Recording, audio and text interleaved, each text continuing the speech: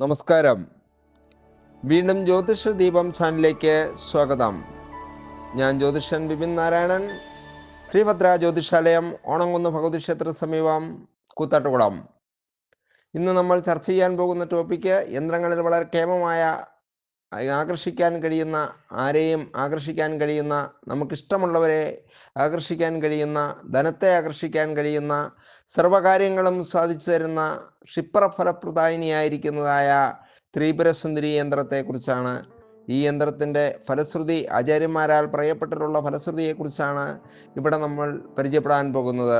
അപ്പോൾ നമുക്ക് വീഡിയോയിലേക്ക് കിടക്കുന്നതിന് മുമ്പായി ഈ ചാനൽ ആദ്യം കാണുന്നവർ ഒന്ന് സബ്സ്ക്രൈബ് ചെയ്യുകയും സബ്സ്ക്രൈബ് ചെയ്യാത്തവരും സബ്സ്ക്രൈബ് ചെയ്യുകയും ബെല്ലൈക്കൻ എനേബിൾ ആയിടുകയും എന്നാൽ മാത്രമാണ് വരുന്ന നോട്ടിഫിക്കേഷനുകൾ നമുക്ക് ലഭിക്കുകയുള്ളൂ. ജ്യോതിഷ സംബന്ധമായ ഗ്രഹങ്ങളുടെ സ്വാധീനത്തെക്കുറിച്ച്, നക്ഷത്ര സ്വാധീനത്തെക്കുറിച്ച്, ക്ഷേത്രാചാരങ്ങളെക്കുറിച്ച്, വിവിധ യന്ത്രങ്ങളെക്കുറിച്ചുമൊക്കെ പരിചയപ്പെടുത്തുന്ന വളരെ ആചാര്യ നിർദ്ദേശപ്രകാരമുള്ള കാര്യങ്ങളാണ് ഇവിടെ പറയുക. അല്ലാതെ വെറുതെ എന്തെങ്കിലുമൊക്കെ എവിടെ നിന്നെങ്കിലും കേട്ട് പറയുന്നൊരു ജ്യോതിഷ ചാനലല്ല ഇത്. അതുകൊണ്ട് വളരെ ശാസ്ത്രീയമായി ആചാരപ്രോക്തങ്ങളായ കാര്യങ്ങൾ മാത്രമാണ് ഇതിൽ പറയുക. ഇത് താല്പര്യമുള്ള, ഇത്തരം വിഷയങ്ങൾ താല്പര്യമുള്ള അഭ്യുദയകാംക്ഷികളിലേക്ക് നിങ്ങൾ ഷെയർ ചെയ്തും സബ്സ്ക്രൈബ് ചെയ്തും ലൈക്ക് ചെയ്തും കമൻറ്റ് ചെയ്തുമൊക്കെ പ്രോത്സാഹിപ്പിക്കണമെന്ന് വീണ്ടും അഭ്യർത്ഥിച്ചുകൊണ്ട് നമുക്ക് യന്ത്രത്തെ വിശദമായി പരിചയപ്പെടാം. നമുക്കറിയാം, യന്ത്രങ്ങൾ അല്ലെങ്കിൽ ഏലസുകൾ അത് നമുക്ക് ശരീരത്തിൽ ധരിക്കാവുന്ന ടൈപ്പും ഉണ്ട്. അതോടൊപ്പം തന്നെ ഫ്രെയിം ചെയ്ത് പൂജാമുറിയിൽ വിളക്കിന് മുമ്പിൽ വെച്ച് ഭക്തി പുരസ്കരം ആരാധിക്കാവുന്ന രീതിയിലുള്ള ഏലസുകളും അല്ലെങ്കിൽ യന്ത്രങ്ങൾ ഇന്ന് ലഭ്യമാണ്. ഏതൊരു യന്ത്രം തയ്യാറാക്കുമ്പോഴും ആ യന്ത്രദേവത ഏതാണോ ആ ദേവതയെ ഉപാസിക്കുന്ന ഉപാസകനായ ആചാര്യനിൽ നിന്ന് വേണം അത് തയ്യാറാക്കി വാങ്ങുവാൻ. മാത്രമല്ല, അത് വിധിപ്രകാരം പൂജ ചെയ്ത് പുഷ്ടി വരുത്തിയിട്ടുള്ളതും.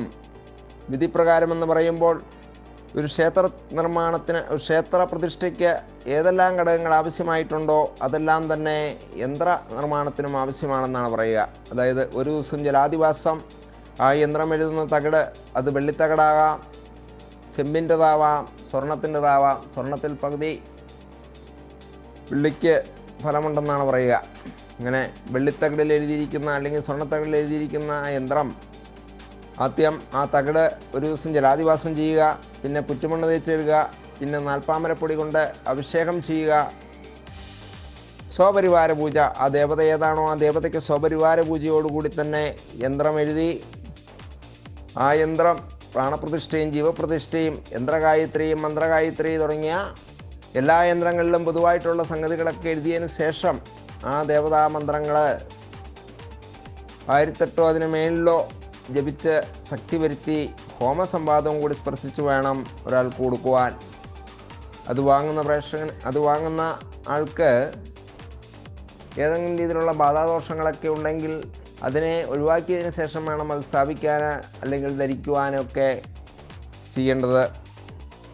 അപ്പോൾ ത്രിപുരസുന്ദരി യന്ത്രം എന്ന് പറഞ്ഞാൽ മണിപൂരകത്തിൽ വസിക്കുന്ന ഭഗവതിയായിരിക്കുന്ന ത്രിപുരസുന്ദരി, സർവരെയും ആകർഷിക്കുന്ന ത്രിപുരസുന്ദരി, ആദിപരാശക്തിയുടെ പരമോന്നത ഭാവമായിരിക്കുന്ന ത്രിപുരസുന്ദരി. ആ ത്രിപുരസുന്ദരിയെ സരസ്വതിയും ലക്ഷ്മിയും പഞ്ചാമരം വീശുകയും ശിവൻ്റെ മടിത്തട്ടിലിരിക്കുകയും വിഷ്ണുവും ഗണപതിയും സുബ്രഹ്മണ്യനും ബ്രഹ്മാവടക്കമുള്ള ദേവതാമൂർത്തികൾ ആരാധിക്കുകയും ചെയ്യുന്ന അതീവ പരാശക്തിയായിരിക്കുന്ന പരമാശക്തിയുടെ പരമോന്നത ഭാവമായിരിക്കുന്ന ത്രിപുരസുന്ദരി യന്ത്രത്തിൻ്റെ ഫലം ഏത്? ത്രിപുരസുന്ദരിയായ യന്ത്രം ത്രൈലോക്യമോഹനം സർവസമ്പൽക്കരം നൃണാം സത്യസിദ്ധികരം പരം എന്നാണ് ത്രിപുരസുന്ദരി യന്ത്രത്തെക്കുറിച്ച് ആചാര്യന്മാർ പറഞ്ഞിരിക്കുന്നത്. അതായത് ഈ ത്രിപുരസുന്ദരി യന്ത്രം സകലമാന ജീവജാലങ്ങളെയും സ്വാധീനിക്കുന്നതും എല്ലാവിധ സമ്പൽ സമൃദ്ധികളെയും പ്രദാനം ചെയ്യുന്നതും വളരെ എളുപ്പം തന്നെ മറ്റന്ത്രങ്ങളെക്കാൾ വളരെ എളുപ്പം തന്നെ ഫലം കാണിക്കുന്നതുമാണെന്നാണ് പറയുക. ഗോപാലമിളിതം ഹേത്യത് ഗോപനീയം പ്രയത്നത രാജിതം രാജികാമാനാം വസിതം വസികാമിനീം സുധാർത്ഥിനീം ച സുതം രോഗിനാം രോഗസാന്ധിതം ദരിദ്രോപി ധനത്യാക്ഷോ ഭവേത്യത്ര പ്രപൂജനാൽ ഗോപാലമന്ത്രത്തോടു കൂടിയിരിക്കുന്നതായി യന്ത്രം ബുദ്ധിമുട്ടായിട്ടെങ്കിലും വളരെ ഗോപ്യമായി സൂക്ഷിക്കണം എന്നാണ്. ചോദിക്കുന്നവർക്കെല്ലാം അങ്ങ് കൊടുക്കരുത് എന്നാണ്. കാരണം വളരെ സ്നേഹത്തോടെയും ഭക്തിയോടെയും ബഹുമാനത്തോടെയും ആരാധിക്കാൻ താല്പര്യമുള്ളവർക്ക് മാത്രം, അതിന് യോഗമുള്ളവർക്ക് മാത്രമേ അത് കൊടുക്കാവൂ. സംശയം ഒട്ടുമില്ലാത്തവർക്കേ അത് കൊടുക്കാവൂ. യന്ത്രം ധരിച്ചാൽ ഗുണം കിട്ടുമെന്നുള്ള സംശയങ്ങൾ ഒട്ടുമില്ലാതെ, യന്ത്രം ധരിച്ചാൽ ഗുണം കിട്ടുമെന്ന് ഉറച്ച വിശ്വാസമുള്ളവർക്ക് മാത്രമാണ്, അത് ആഗ്രഹമുള്ളവർക്ക് മാത്രമേ ഈ യന്ത്രം കൊടുക്കാവുള്ളൂ എന്നാണ് പറയുന്നത്. കാരണം ഈ യന്ത്രം ധരിച്ച രാജ്യം കിട്ടണമെന്ന് ആഗ്രഹിക്കുന്നവർക്ക് രാജ്യവും, വശ്യം സാധിക്കണമെന്നുള്ളവർക്ക് വശ്യവും, പുത്രകാമികൾക്ക് സത്സന്താനങ്ങളും, രോഗികൾക്ക് രോഗസമരവും സിദ്ധിക്കുന്നതാണ്. ഈ യന്ത്രം വെച്ച് പൂജിച്ചാൽ അവൻ എത്ര ദരിദ്രനായാൽ കൂടി വൈശ്രവനെ പോലെ ധനവാനായിത്തീരും. ഒരു 5 പൈസ എടുക്കാനില്ലാത്തവന് പോലും വൈശ്രവനെ പോലെ, ഇഷ്ടം പോലെ, കുബേരനെ പോലെ ധനവാനായിത്തീരുമെന്നാണ് ഈ ശ്ലോകത്തിൽ ആചാര്യന്മാർ പറഞ്ഞിട്ടുള്ളത്. അതുപോലെ തന്നെ മറ്റൊരു ശ്ലോകത്തിൽ കാടകൈരജതേ പട്ടേലഗിതേ പൂജിച്ച പ്രാണസ്ഥാപനപൂർവം തു ദാരയത്യത്രമുത്തമം സർവാൻ കാപ്നോതി രാജവത് പൂജിതേ ജനൈ രാജാനോ വസതാം യാന്തി നരാ നാര്യസ്മൃതോ രാഗ. സ്വർണ്ണത്തകിടിലോ വെള്ളിത്തകിടിലോ ഈ ഉത്തമമായ ത്രിപുരസുന്ദരി യന്ത്രം എഴുതി വിധിപ്രകാരം പൂജിച്ച് പ്രാണപ്രതിഷ്ഠ ചെയ്ത് ധരിക്കുന്നവർക്ക് എന്തെല്ലാം അഭിഷ്ടങ്ങളുണ്ടോ അഭിഷ്ടങ്ങളെയൊക്കെ സാധിക്കുന്നതും, അവരെ രാജാക്കന്മാരെ പോലെ പൊതുജനങ്ങൾ ബഹുമാനിക്കുന്നതും, എല്ലാ സ്ത്രീകളും പുരുഷന്മാരും രാജാക്കന്മാരും സർപ്പങ്ങളും പോലും അവർക്ക് സ്വാധീനമായി തീരുന്നതുമാണ്. പ്രണയിക്കുന്നവർക്ക് പ്രണയസാഫല്യത്തിന് ചേരുന്നതാണെന്ന് ഈ ശ്ലോകത്തിൽ നിന്ന് നമുക്ക് മനസ്സിലാക്കാം. അതുപോലെ ദാമ്പത്യ ജീവിതത്തിൽ പരാജയം അനുഭവിച്ചവർ, ഡൈവോഴ്സിന് വക്കിൽ നിൽക്കുന്നവർക്ക് സ്വന്തം ഭാര്യയിലെ ഭർത്താവിനെ അനുകൂലമാക്കുവാനും വീട്ടിലുള്ളവരെയൊക്കെ അനുകൂലമാക്കാനും കുടുംബത്തിൽ ഐക്യ സന്തോഷം ഉണ്ടാക്കാനും ഈ യന്ത്രം നല്ലതാണെന്ന് ഇതിൽ നിന്ന് മനസ്സിലാക്കാം. രാഷ്ട്രീയക്കാർക്ക് അണികളെയും ബിസിനസ്സുകാർക്ക് കസ്റ്റമേഴ്സിനെയും ഒക്കെ ആകർഷിക്കുവാനും ഈ യന്ത്രം വളരെ ശ്രേഷ്ഠമാണ്. ധനവശ്യം, ധനത്തെ ആകർഷിക്കുവാനും ഈ യന്ത്രം വളരെ ശ്രേഷ്ഠമാണെന്നാണ് പറയുക. അതുപോലെ മറ്റൊരു ശ്ലോകത്തിൽ പറയുന്നു, ഗന്ധർവശേഷാം സിവിസാചാരാഗനി ഗൃഹ സാഗന്യോ ഹാഗനി ചൈവ ദൃഷ്ട്യാത്വം ഭൈരവഗ്രഹ യന്ത്രധാരണമന്യേ നമസ്കൃതേ സുദരത ദേശം വിസർജ്യാതാബന്തി താം തൂ നത്വ പുന എന്നാണ് പറയുക.